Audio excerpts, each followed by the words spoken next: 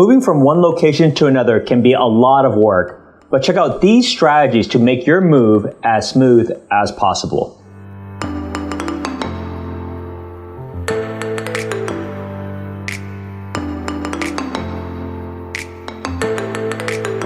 Let's get started. Whether you're moving from a rental unit to another rental or moving into your new home, these tips will help make that move a lot easier. Step number 1. Before packing, consider throwing away or donating things you don't need. It's a perfect opportunity for a fresh start.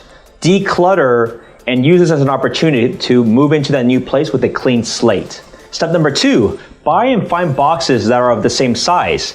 Most people actually get cardboard boxes, but I would actually recommend you get and rent plastic boxes. These plastic boxes are a lot more sturdy, have handles with them, and will actually force you to unpack earlier. Otherwise, you will continue to pay rental fees.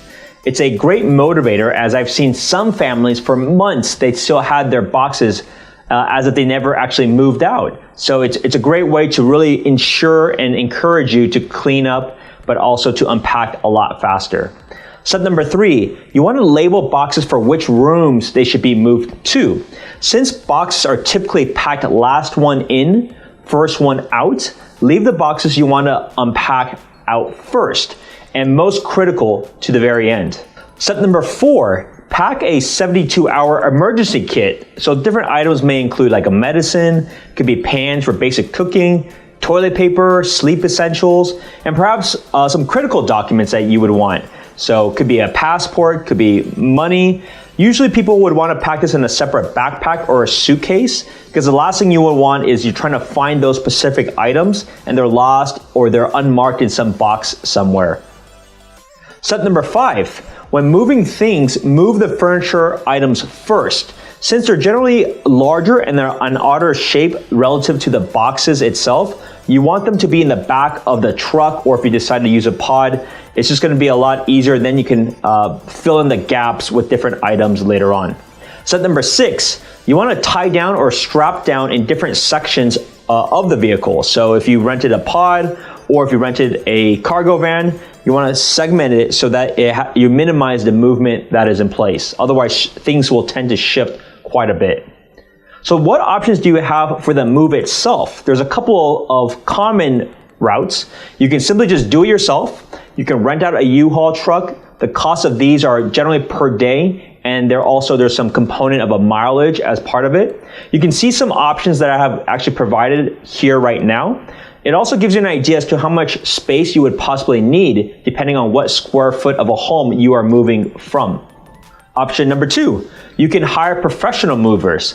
I've seen the Bay Area estimates would be by at least $500 per day, since you're actually paying for labor. So that's something to factor in. They can do it all for you as a professional movers, or you have the option where they just move it into the U-Haul and then you can have them meet you at some other time to unpack and move things into the house itself. Now, option 3 is actually a pod setup. You may have seen some of these containers outside of people's garages. This is a great option, as a pod can be delivered to you, and you're under a lot less time constraint because you're not renting by the day per se. You're renting typically from at a month perspective.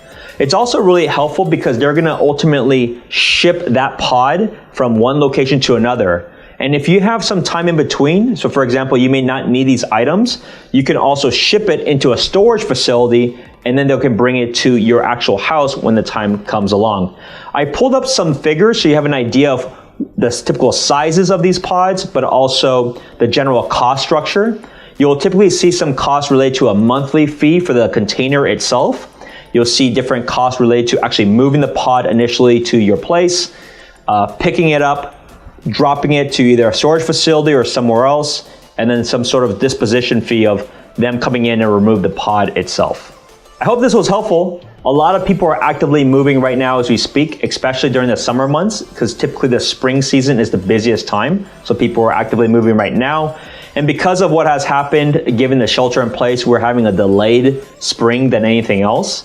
And so hopefully some of these tips and different advices that I just provided can help you with the journey of moving from a rental to another rental, or ultimately to your new house. If you know or anyone you know is considering making a move into a larger home or wanting to move out of their rental for good, let me know. Love to help you with the entire real estate process. I'll see you at the next one.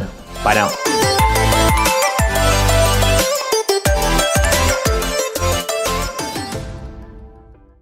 Thanks for making it to the very end of my YouTube video. If you like the content, please hit that subscribe button. Make sure you hit that little bell as well, since it'll give you notifications of when my next episode is. If you know of anyone that is considering to buy or sell a home here in the Bay Area, I'm never too busy to help more people. Always welcome to have a conversation, regardless if you're ready to go right now or if you wanted to buy 5 years later. Click on that calendar link and then you'll be able to book an appointment with me and love to have a conversation about your situation. In the meantime, I also do have a monthly newsletter, so feel free to hit that link below and then you'll be able to get my updates, personal updates that I write once a month in terms of what is going on with the market and some of my latest activities. Hope to see you at the next one. Thank you.